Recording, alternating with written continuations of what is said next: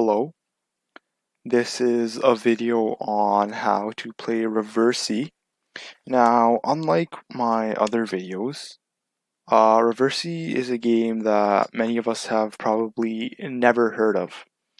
And that is because Reversi is a game that is actually more popular in Europe than it is in North America. Now, let's talk a little bit about the origins of Reversi. Now, it is not known when the game was first, I guess, properly created, but it is assumed that in history, many people were actually playing Reversi, but they didn't really know it. It was just a game they came up with, and they were playing it, and it didn't really have a name. Now, the oldest reference to Reversi, and this is also called Othello, depending on what region of the world you are, I guess, from or looking at. And so, if you're looking at this game, you might see certain sources call it Othello. But the game was first made late in the 19th century. So, um, I guess 1950 to 2000. So it's a relatively, I guess, new game compared to some of the other board games out there. Um, so in this game, it is a two-player game, and so you'll see it. Um, and right here it says flip your opponent's pieces by trapping them between two of your own. You want to own more pieces than your opponent when the game is over. Now, you'll really see. So we have the board here, but before we start playing, let's just go through a bit more detail on how to actually play. And so the objective here really is to finish the game with more pieces on the board in your own color than your opponent. And so right now, as you can see at the bottom here, it says we have two white pieces and two black pieces. And I'm black, and so if I want to win, I want to finish the game with more black pieces on the board than white pieces. And so you'll notice that the board is 8 by 8, and so there are 64 squares on the board. Now, when you start the game, and so this is set up for us already, but if you're playing in real life, and you don't need to buy an actual Reversi game board, you could easily set this up yourself, right? Just by helping yourself to some paper of two different colors, cutting them in circles, and then getting a piece of cardboard or a board and making squares on it yourself. So, so you have to place, now this is done for us, but you have to place 4 pieces in the center of the board, 2 of one color diagonally and 2 of the other color diagonally in this configuration. Now, a move is made in this game by placing a piece on an empty square. Now, the game essentially goes just by placing pieces on an empty square, and you win the game by having more pieces in your own color than the opponent at the end of the game, or you can finish the game early by getting all of the pieces in your own color. Now, what this means is that you want to trap the pieces. Now, this is the actual way of how to play the game. You want to trap the pieces And what this means is if you have two pieces of one color surrounding a piece of another color, in this case, for example, two black pieces surrounding a white piece, all of the white pieces that the black pieces are surrounding. So let's say we have 1, 2, 3, 4, 5, 6 white pieces here, but a black piece at this end of the column and a black piece at this end of the column. All these white pieces in between will turn the color black. So you just have to surround a group of pieces of one color with two pieces on either side of the group of colors, the group of checkers or pieces. So let's just go through a quick demo here, and you'll see what I actually mean, and what I just said will make sense to you. And so I'm black. Well, my pieces in this case are black, so I'm the black color. And so I'm going to place a piece right there. Notice how that piece was in between, and so it turned black. And notice how the enemy, or my opponent, placed a white piece, and so this piece was originally black. They placed a white piece on this side, a white piece on this side, a piece in between became white. And so that's how you play this game. You have to try to trap the pieces of the other color of your opponent's color by placing pieces such that one piece is on each side of your opponent's pieces. And so once you do that, all the pieces in between become your color. So let me place like so. See all the pieces in between? Now, the opponent just made a very smart move here. Notice how this piece is on the edge. If I claim every piece on the edge, you can only come at the edge from one direction. And so if I claim every piece on the edge, it's almost essentially guaranteed it cannot flip. And so a common strategy in Reversi or Othello is to claim every piece along the edge. Now, keep in mind, you can't just claim a couple of pieces because then the opponent can trap it by placing pieces on either side on the edge.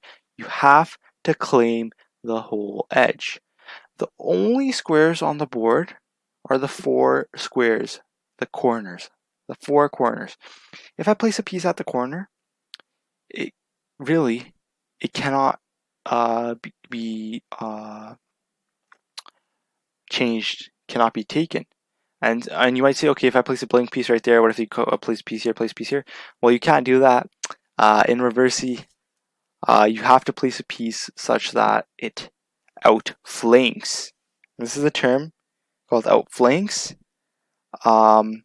which means that there's no empty squares between your piece and the piece you place. And so you have to place a piece such that there's no empty squares between you or any place. So essentially, you always have to be touching a piece at all times.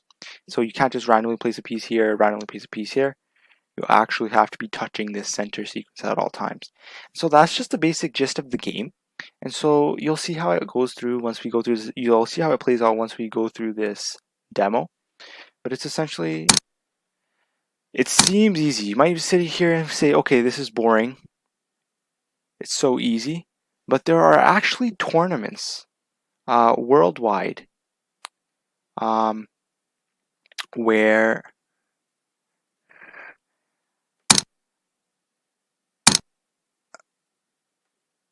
there are actually tournaments worldwide where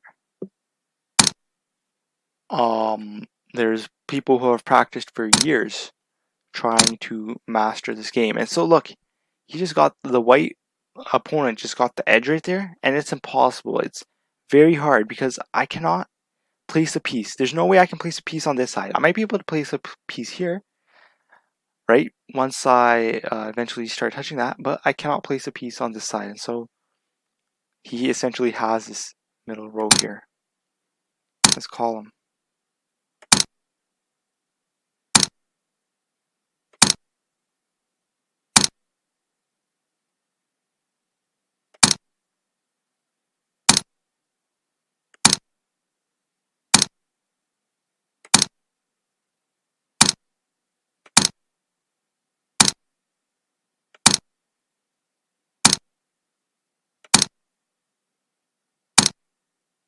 See, he has this edge. I cannot place a piece here. He has that.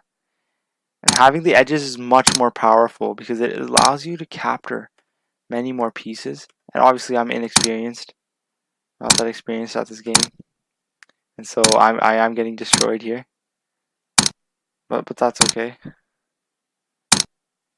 I just want to show you guys how it plays. And we'll play one more here. And another way you can win is by just capturing all your opponent's pieces such that they don't even have a color.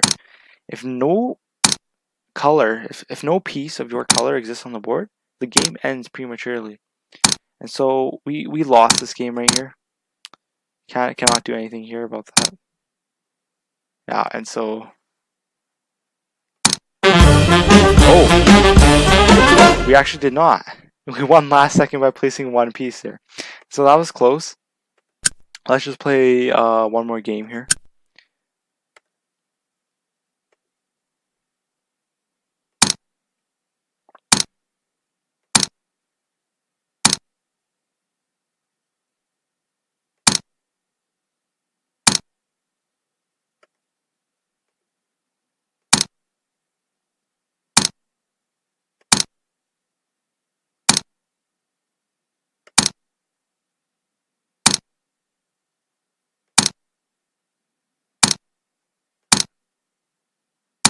And notice how I strategically placed pieces there to prevent my opponent from getting that edge.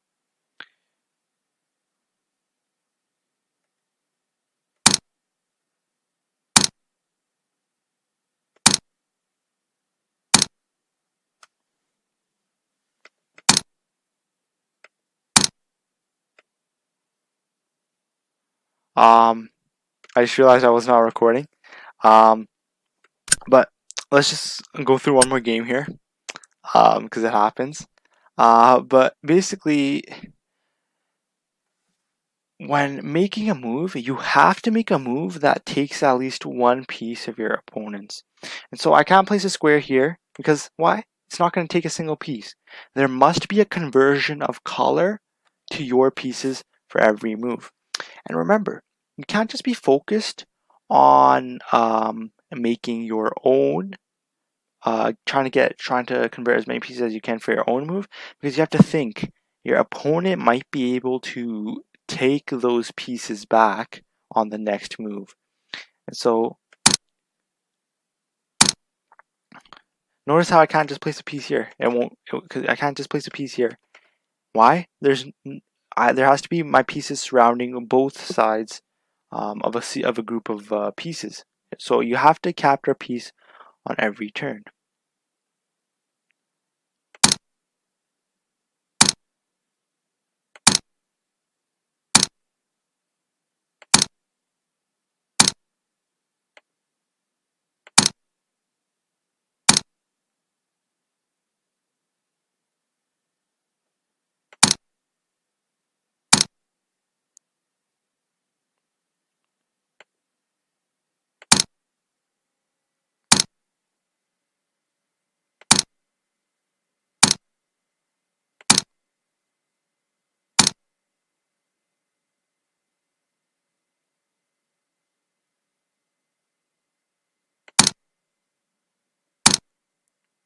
And I just gave my opponent this entire column. So that was a bad move by me. But look, I can't place a piece here. I can't place a piece here either. Oh, I could because it captured those two pieces. But I can't place a piece here. Why? It doesn't capture any pieces. Moreover, it's between two colors of my opponent, so it would instantly become his piece if I did try placing it there. So basically, if you're playing in real life, just look, can this move actually get me any pieces? If it can, it's a valid move. If not, it's not a valid move. And once the board fills up, you'll get into a position where you cannot make any valid moves. And so if you're in a position where you can't make any valid moves, so you can't place a piece, you can't make any move that would capture a piece of the opponent's, well, then you have to forfeit your move and your opponent goes anyway. And so this will be our last game. And as you can see, it seems like an easy game to pick up, but I'm losing to the medium difficulty, so it is quite a challenging game. Quite a challenging game.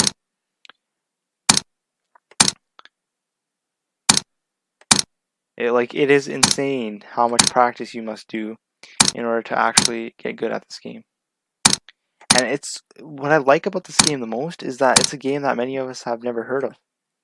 It's a game that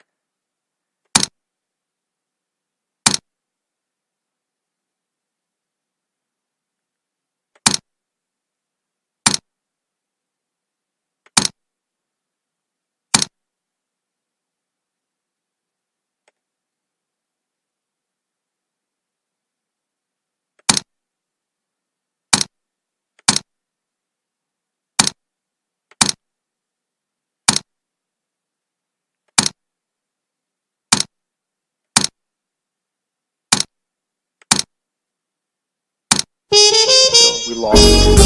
But that's basically it. And so I hope you guys learned a new game, learned the basics of the game, and it's quite a hard game. Quite a hard game. It's easy to pick up though.